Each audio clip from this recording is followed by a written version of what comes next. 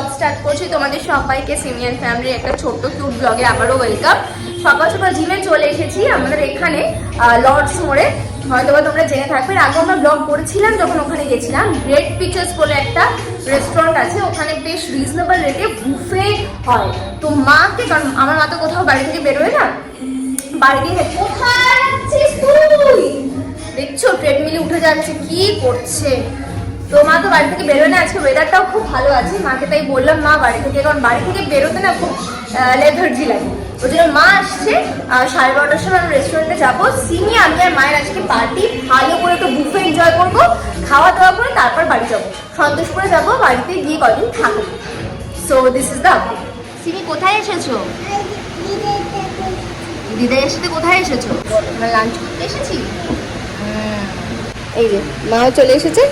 Red pitcher রেস্টুরেন্টটা খুব ছোট্ট ছিমছাম হলেও ওদের স্টাফরা কিন্তু খুব ওয়েল বিহেভড। সবার আগে সার্ভ করা হয় soup with chicken and corn, তারপর এই স্টার্টারের প্ল্যাটারটা ওরা সার্ভ করে, তার সঙ্গে থাকে ড্রিঙ্কসটা রিফিল করে না ওরা, বাট এই পুরো স্টার্টারের প্ল্যাটারটা তোমরা যতবার চাইবে ততবার রিফিল করাতে পারো। উইকডেজ আর উইকেন্ডের মেনুটা এখানে অ্যাটাচ করলাম, তবে আমি বলবো ওদের মেইন কোর্সের থেকে স্টার্টারের টেস্ট অনেক ভালো। স্টার্টারের পরেই সার্ভ করে নুডলস সাথে ফ্রাইড রাইস। আমরা ফ্রাইড রাইসটা নিইনি কারণ অত আমরা খেতে পারতাম না, নুডলসের টেস্টটা মোটামুটি ছিল। পরবর্তী ডিশগুলো তোমাদের সাথে পিকচারের মাধ্যমে শেয়ার করলাম, তোমরা গুগল, ইনস্টাগ্রাম সব জায়গাতে ওদের ডিটেলস পেয়ে যাবে। তারপর ডেজার্টে ছিল গোলাপ জামুন আর আইসক্রিম। মেইন কোর্সটা অত ভালো না লাগলেও ডেজার্টটা কিন্তু এদের আমার বেশ ভালোই লাগে।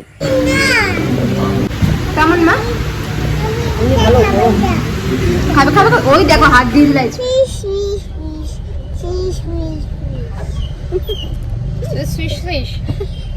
খাওয়া দাওয়া করে এবার আমরা বাড়ি যাচ্ছি। খুব বৃষ্টি হয়েছে, অলরেডি আমরা ভেতরে ছিলাম, অতটা বুঝতে পারিনি। ক্যাব করে নিয়েছি, ক্যাবে করে একদম সোজা বাড়ি গিয়ে সিমিকে ঘুম পাড়াবো। যেতে যেতেই আমাদের 3টে বেজে যাবে।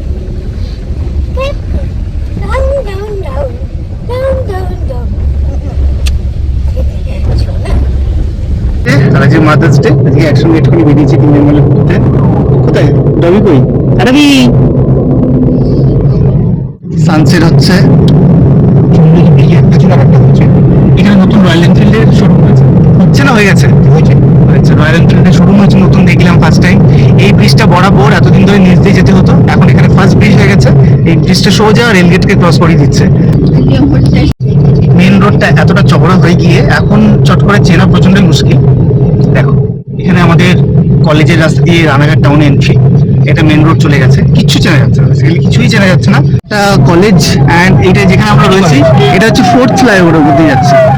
চারখানা ফ্লাইওভার রানাঘাট টাউনের ভেতরে, বিশাল বড় করেছে। সেন্ট মেরি না saint Mary school and college, school and college.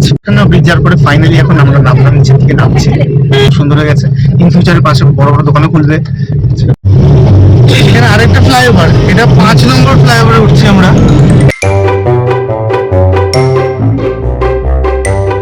Phulia গঙ্গার ধারে যে নতুন রেস্টুরেন্ট হয়েছে, এর পাশে গঙ্গার ভিউটা খুবই সুন্দর। অনেক লোকজন দেখলাম সন্ধ্যাবেলা এখানে এসে বসে।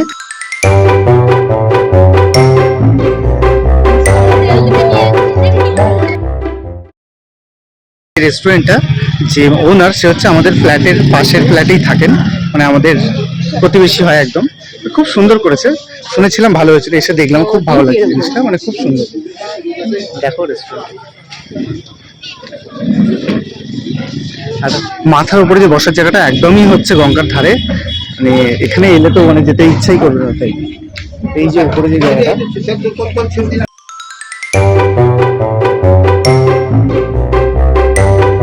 স্পেশাল চা নিয়েছি, আর একদম গঙ্গার ধারে বসে, এরকম এর থেকে ভালো আর কি হতে পারে। সন্ধ্যা হয়ে যাচ্ছে আর একদম পাশে এরকম গঙ্গা, সে এতটাই ভালো লাগলো না, মানে সবাইকে হাইলি রেকমেন্ডেড।